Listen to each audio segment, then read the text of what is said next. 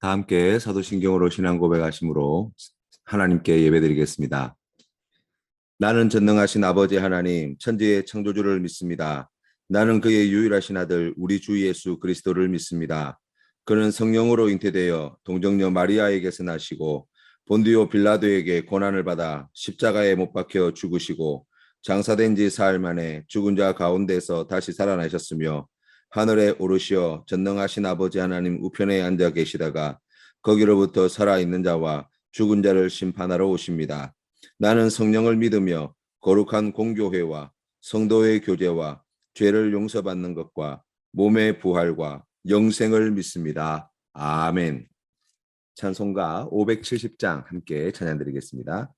주는 나를 기르시는 목자요, 나는 주님의 귀한 어린 양. 푸른 풀밭 맑은 시냇 물가로 나를 늘 인도하여 주신다. 주는 나의 좋은 목자, 나는 그의 어린 양. 저를 따라 꼴을 먹여주시니 내게 부족함 전혀 없어라. 예쁜 새들 노래하는 아침과 노을 비끼는 고운 황혼에 사랑하는 나의 목자 음성이 나를 언제나 불러주신다.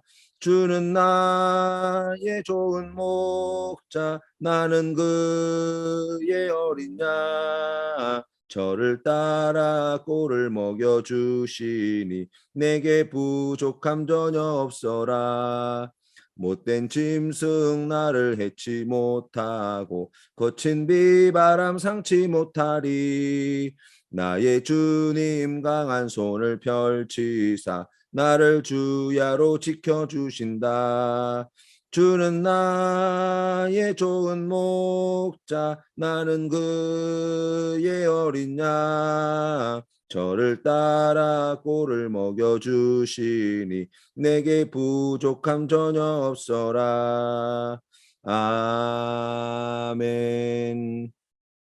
함께 기도드리겠습니다.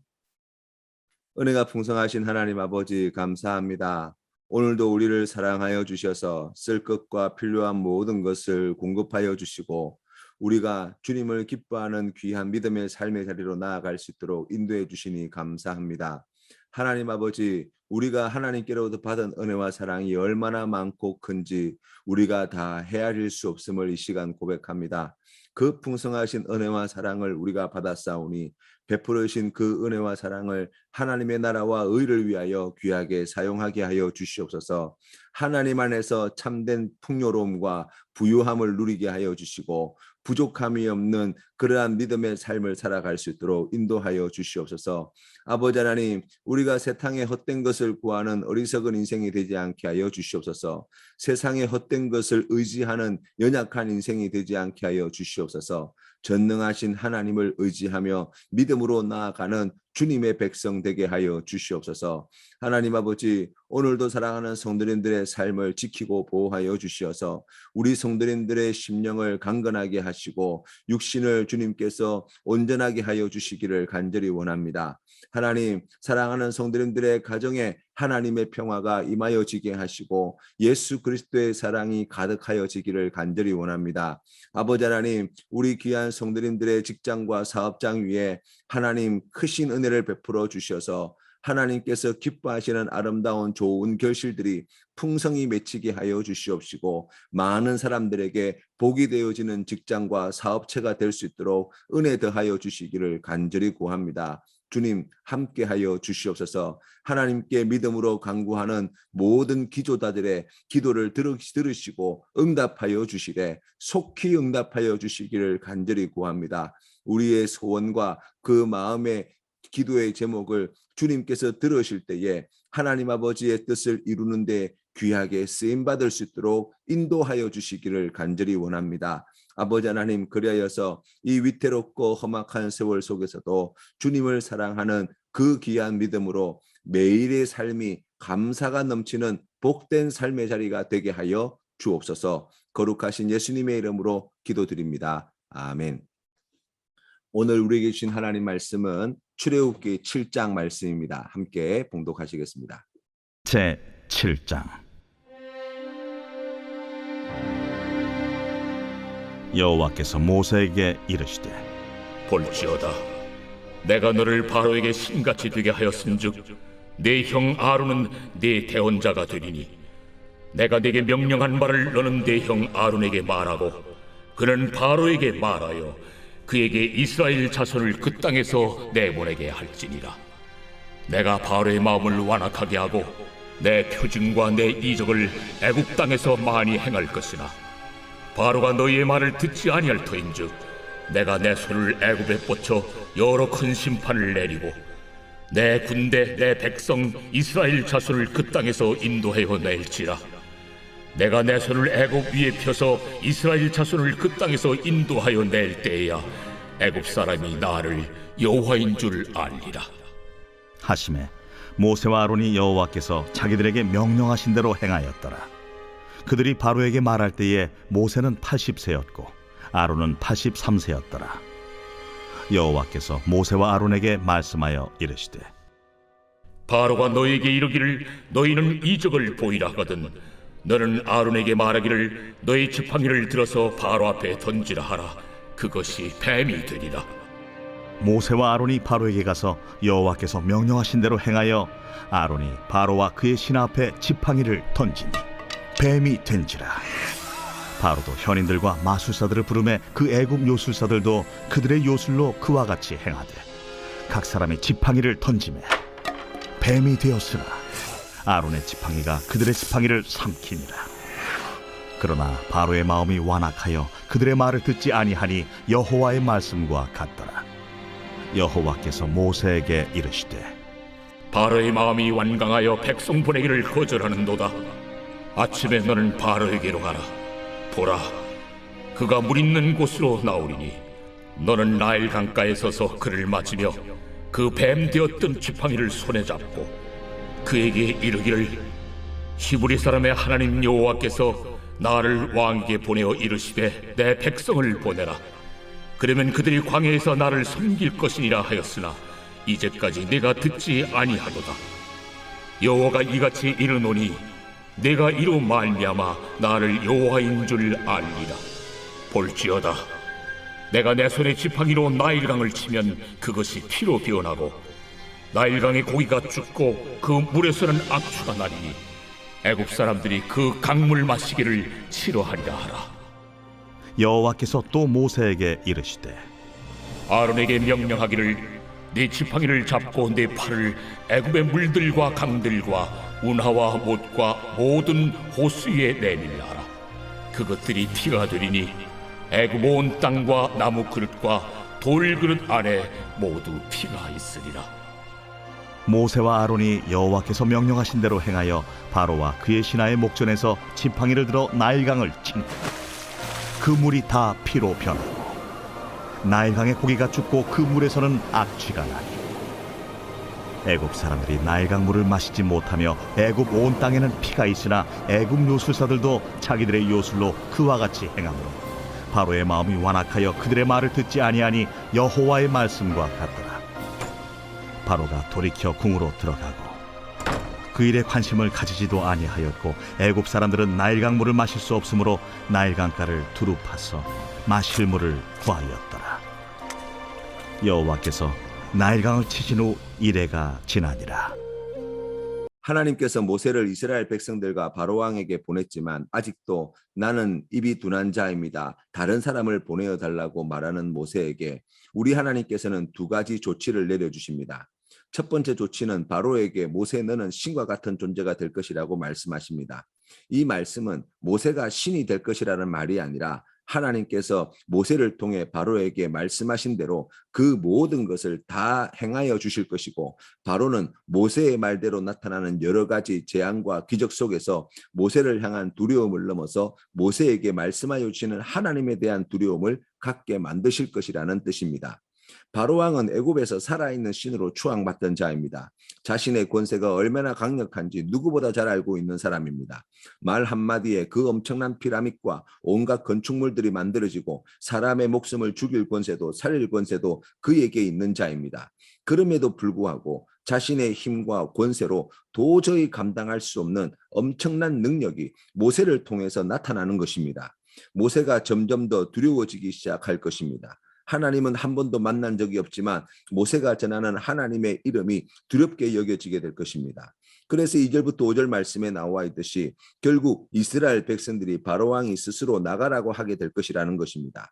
그러나 당장에는 바로의 마음이 완악해서 말을 듣지 않을 것입니다.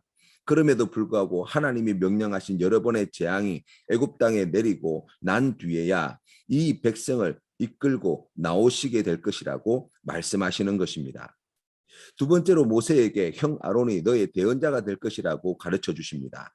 하나님은 모세에게 하나님의 뜻을 말씀하시고 모세는 아론에게 하나님의 뜻을 알려주도록 한 것이죠. 이 아론의 입을 통해서 나오는 말씀들을 듣고 백성들은 하나님의 뜻을 알게 될 것이고 바로 왕도 하나님의 뜻을 듣게 될 것입니다.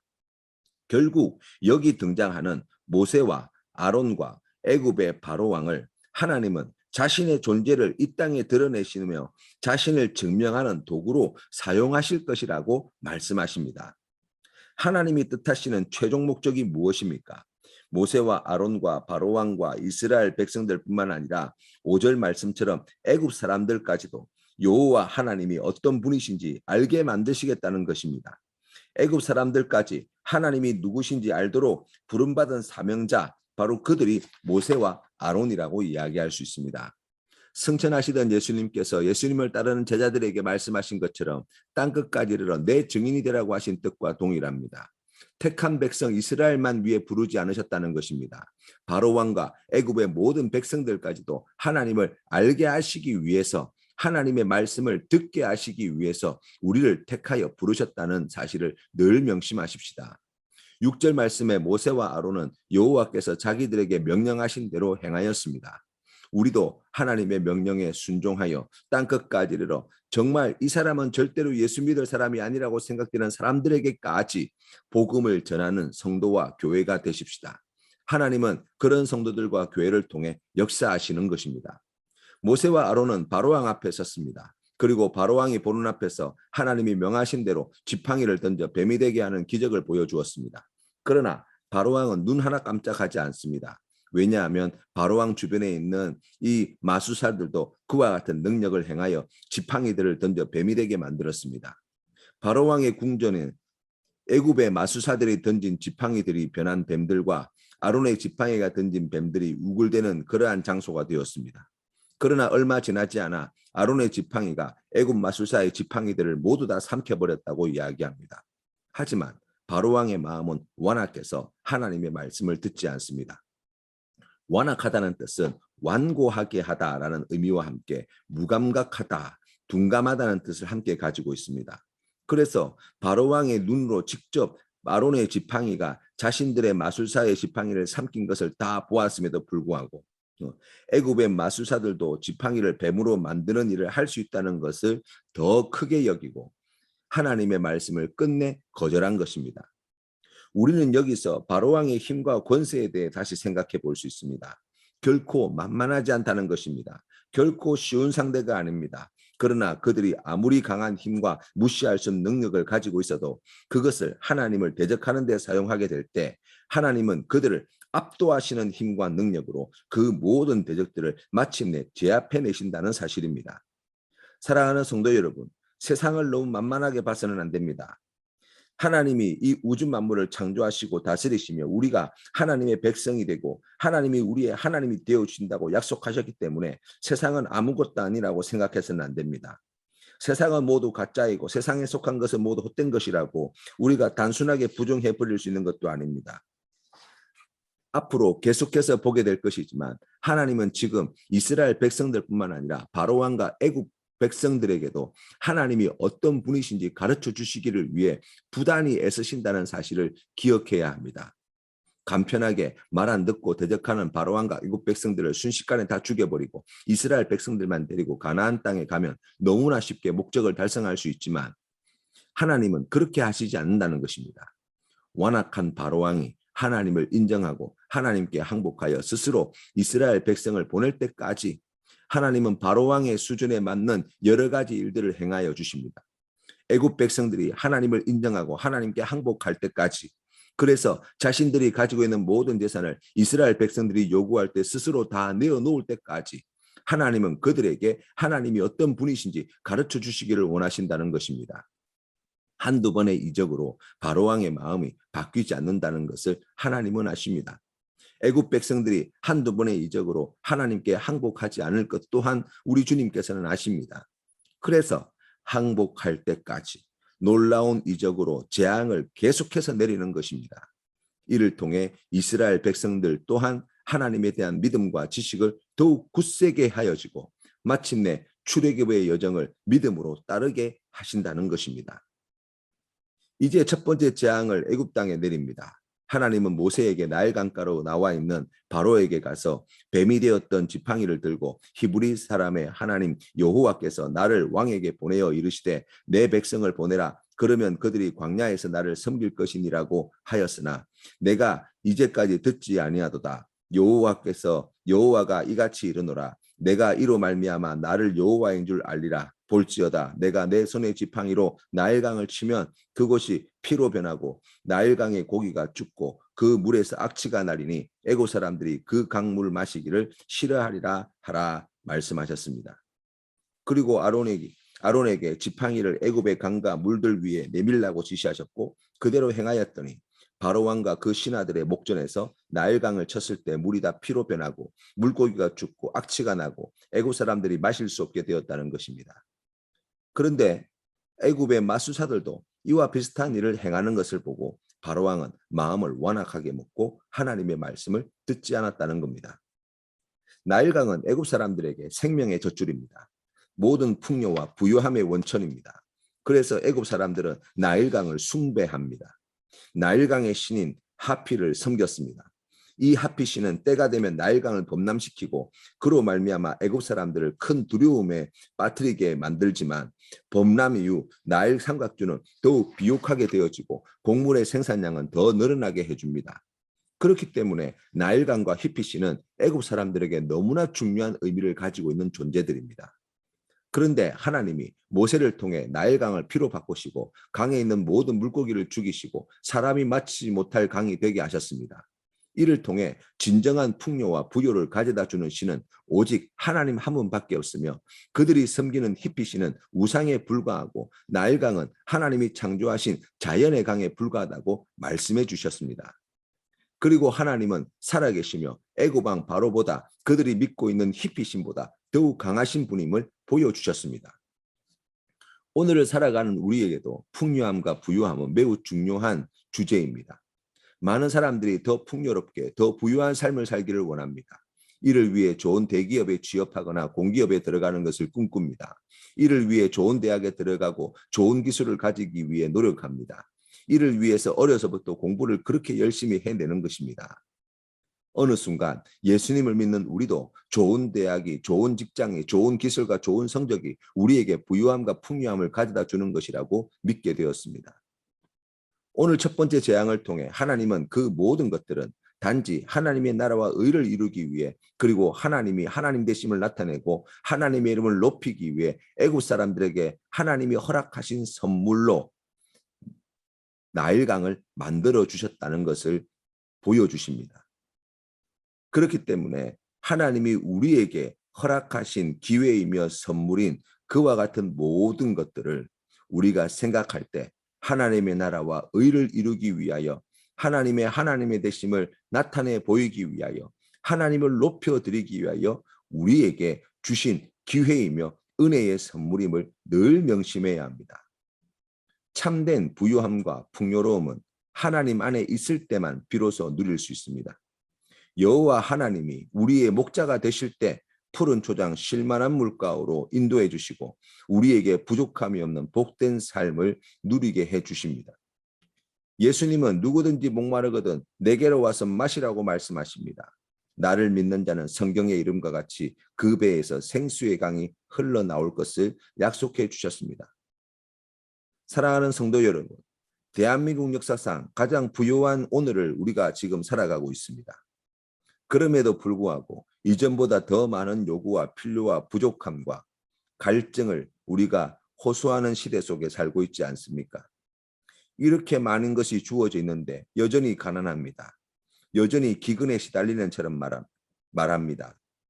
하나님은 이러한 시대에 이 엄청난 부유함과 풍요로움 속에 살아가면서도 여전히 기근과 가뭄을 겪고 있는 우리에게 우리가 진정 믿고 의지하는 것이 무엇이 되어야 할지를 오늘 말씀을 통해서 가르쳐 주십니다.